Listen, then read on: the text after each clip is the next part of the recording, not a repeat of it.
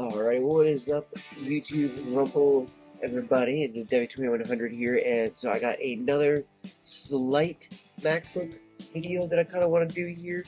The main one I really want to talk about is being a lifetime, PC user and having switched over to Mac, and how that's all been, how I've kind of handled the situation, handled, learning macOS and everything like that. And I was actually just kind of, showing a lady a video here too of somebody who I felt was either doing bad faith argument or just really was missing the whole mark on the actual video itself.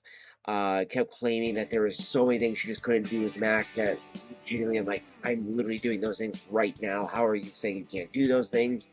It felt like, and he was even, if you look in the comments, somebody even said too, as they were supposed to be an Apple hater, that they felt that a lot of this bias was kind of going rampant through the entire video just to make a video that way, and it's like that's so disingenuous. Again, I am a lifetime PC user today. I used PCs for so long, since I was probably about 4 years old, and I'm 32 now. Okay, like the first PC I remember really using was a IBM. And the second one I remember using was a Hewlett Packard. I don't remember the exact models, but they both used Windows 95 and Windows 98. Those were the first two systems I remember using. There were still even some games on those systems that I would actually have to use MS-DOS to run. And actually at school, when I was in elementary in Detroit, Michigan, funny enough, we actually used MS-DOS and Macs for like the first 3 years of my schooling there. Now, when I came here, out in the Pacific Northwest and stuff, it was completely different. They were already using Windows XP and everything like that, and getting used to all that shit over here. So when I first stepped into all that, it was a very different experience. It was even funnier to know that when going home, I was using Windows 98, but at schools I was using something more advanced. And it was always just one of those things. Like I never really stepped out of the realm of PCs, especially because I was a big StarCraft and Diablo fan. And for me at that time, those were the only two games I really played, but they were also only really on PC in my mind. It wasn't until I was around a teenager that I really started to know more about Macs. Like I remember wanting a Mac as about 12 to 13 years old is when it really started, and then it wasn't until about 14, 15 I was like, I really want a Mac.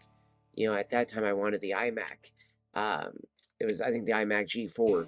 And that was like what I really wanted at the time, just because of how cool the colors were. It was all in one. It's a really nifty piece of tech that you can use, and you could actually grab it by the handle content, a GameCube, and carry it over to your friend's house and set it all up, all that stuff. And I thought that was just the coolest thing in the world.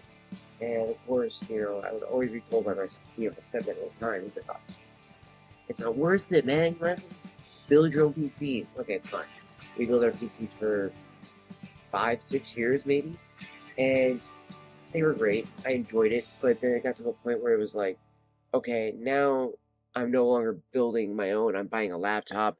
At that point, I was buying a couple different laptops. I had bought a couple different pre-builts, and then I got to a point where when I was going to do construction, I know my little ass do a construction job. When I went to go travel for it, though, I was going all the way up to Seattle. And I was like, there's no fucking way I'm taking a desktop with me. So I actually sold the desktop I had at that time. Got two laptops, an Alienware M15R1 and a Razer Blade 15. And those bad boys both had a 1080 graphics card in them. And I thought I was just the hottest shit in the world with those two bad things. And then I remember when I got back home, it wasn't shortly after that I started really having issues using both of them. And then I was like, okay, something's got to give. I got to figure out something. And then it would be, I'd say, another couple years later, probably up until, I'd say actually 6-7 years later, when I get my desktop. And this thing has served me for only 1 year. Yeah, I thought it had actually been longer than that. Then I looked at it when I bought it, looked at all this stuff like that. Then 1 year. That's it. So 1 year for me, chat.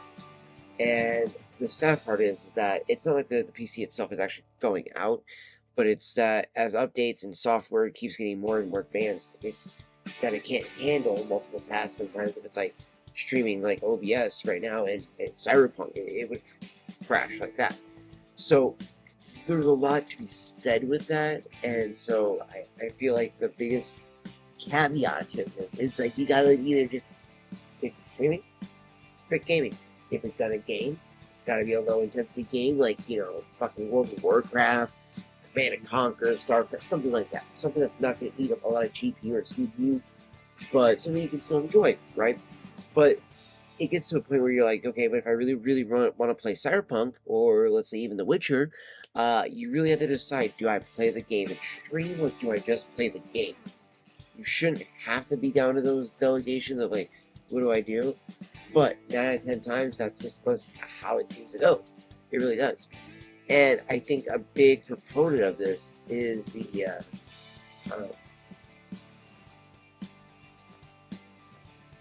however, though, if, like, let's say you want to play Cyberpunk and stream at the same time, you might be able to get away with doing this for an hour, 2 hours, maybe even 3, if you do certain settings, you lower certain graphic parts down, play maybe windowed mode, but then you're taking away from the immersion, and I know that term is thrown out there so much, but really, when you're really just getting into the game, you really just feel kind of lost in it, right?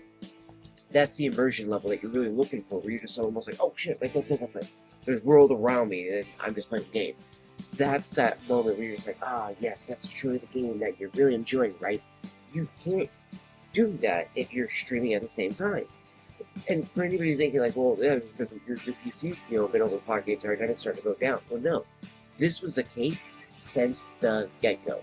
Since I opened up the box, pulled the desktop out, and started using it, I've had this issue.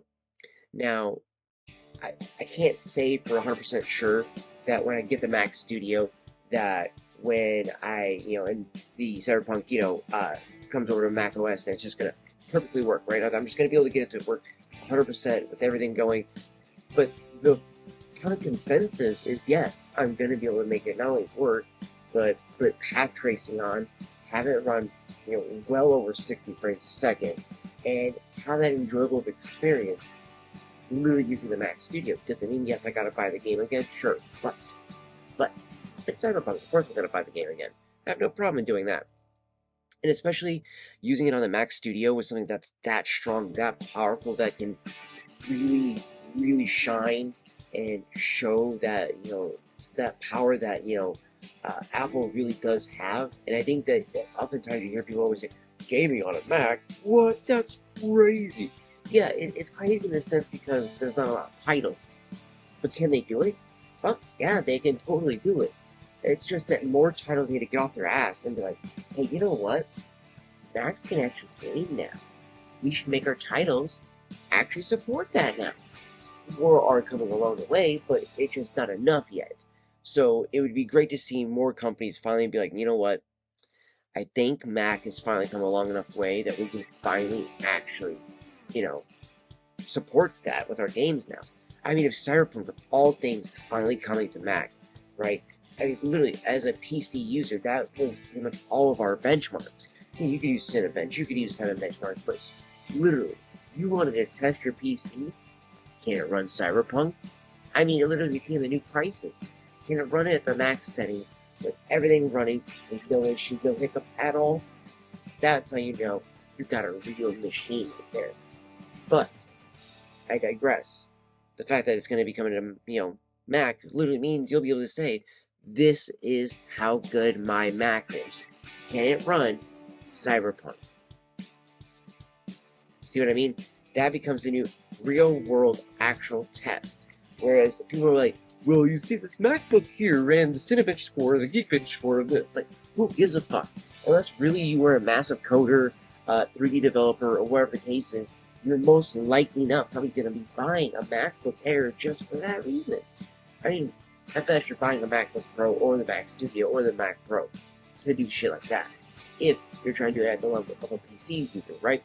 However, most people who are buying a Mac are not doing these things. They're checking email, they're doing business meetings, especially like Zoom calls, FaceTime, things like that nature.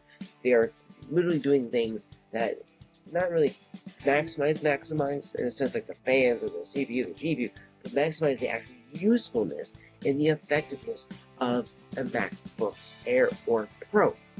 Now, when you see people really getting into the pros, it tends to be more content creators. It tends to be more people who are doing massive, huge analytical sheets and mainly all the screens that they can, because, especially on a pro, you can hook up to, with 3 different screens. I think it's 2 with the main one being a clamshell. But then if you have an iPad next to you, if you have another MacBook next to you, then you have another screen right there. Both of those, it just keeps adding. You can literally do so much more with those pros. But is it worth the price tag that you look at? Can be, cannot be. It depends.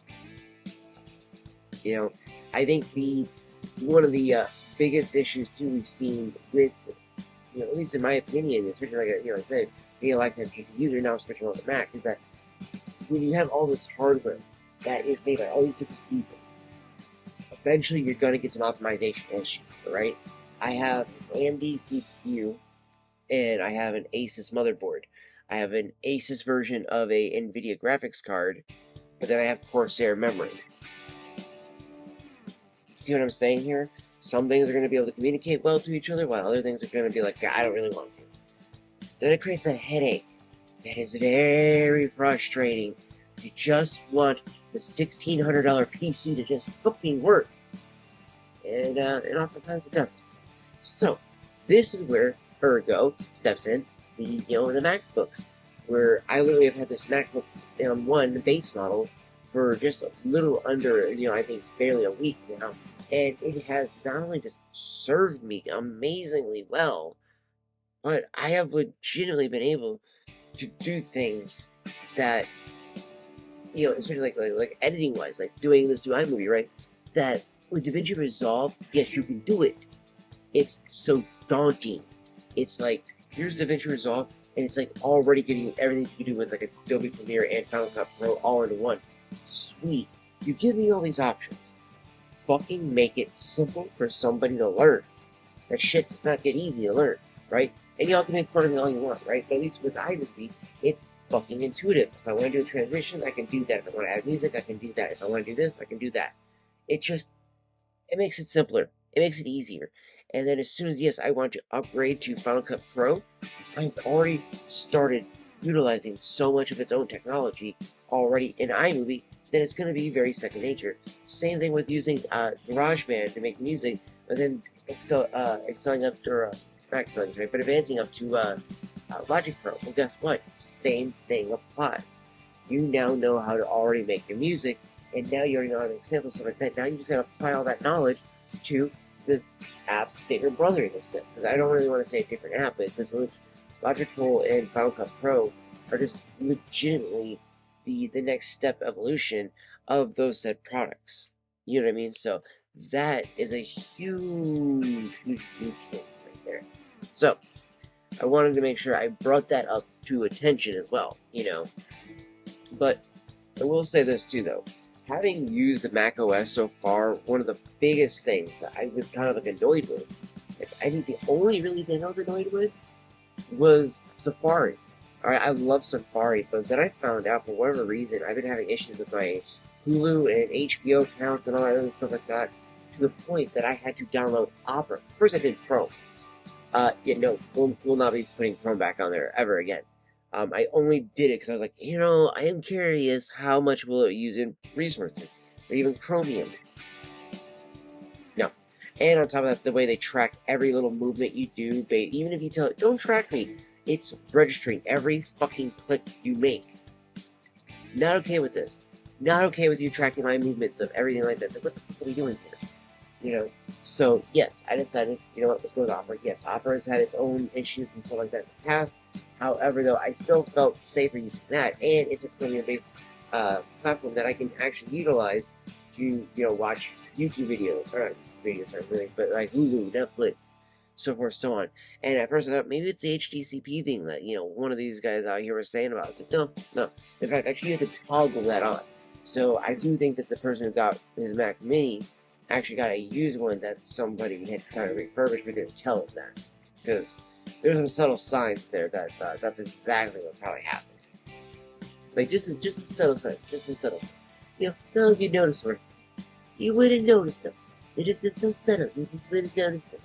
So, but I will say, using the macOS myself, though, I really enjoyed it. Like I said, editing movies because of iMovie has been amazing. Surfing the web is really fun with Safari. All the cool little ins and outs I can do with all the commands, whether it be, operating on gesture from the trackpad or it's doing, short commands with the keyboard. Things just made it so much more simpler. That I just wasn't expecting it, right? I literally did expect it. So many roadblocks, snags, everything like that when switching from PC to OBM. Okay. Switching from PC to Mac. I was a good thing I was gonna hit some roadblocks. I haven't. I really haven't. I'm being honest. Like, if I legitimately had a really bad experience, but like, I knew that if I, still just sucked it up and, gave the best ability or the best chance I could, then maybe I could still utilize it or whatever the case was. But no, it legitimately, from opening the box, starting it up, everything, simple, easy, intuitive. It just, I don't know how else to say it. macOS is very fucking easy. The things I see or hear people say that literally are just like, if you were trying to set yourself up for failure as it is, like, like the one guy, or it's just that you legitimately hate the company so much you're unwilling to see the good that they can truly make. Yes, I'm in a sense an Apple fanboy, but again, never owned a Mac until now. And the reason for that was because, again, knowing how good it actually will be. So, just saying, that's just kind of my thought on that one. So, and honestly too, I'm excited too for, the next couple of weeks here. I'll be doing a 1 week video, and then I will be doing a 1 month video, and then after that we'll be doing a 6 month video to report back how we feel about the M1. And maybe by that point we'll have given this to my little sister, and I'll have my M4 along with the Studio redone, right? So, not the Mac Studio, but the Mac Studio, sorry. But that's the big hope, that's the big goal. You know what I mean? That's what I'm grinding for and towards, and hoping for. Because honestly, like I said, it's just been an absolute blast using these. One thing I do want to throw in this video too: the trackpad, right? Playing Cyberpunk and using the trackpad to aim while moving. Again, like I said in my last video, let me know in the comment section below when was the last time you used a laptop that let you do both. Just saying, right? I think a ThinkPad might be closest to do that, but I'm not sure, Okay, and so with all that being said, I think we're gonna go ahead and wrap up this video here, guys. It has been, like I said, just a blast being able to use the Mac so far. My next video, if you guys can be looking for, is actually going to be my Squatch video. I'm going to be doing a review on these guys here, on the Call of Duty ones that just got dropped. Plus, I want to do a video on all the Marvel bricks as well, now that we have the ability to really splice all these together really well with iMovie and really make some banger content for you guys. Cannot wait for you guys to check it out. So, catch you guys all in the next video. I'll see you all tomorrow if you're catching this in the streams, which we go live roughly around anywhere between 2 to 3 o'clock p.m. Pacific time every day from the vape shop. So we hope to see you there, guys.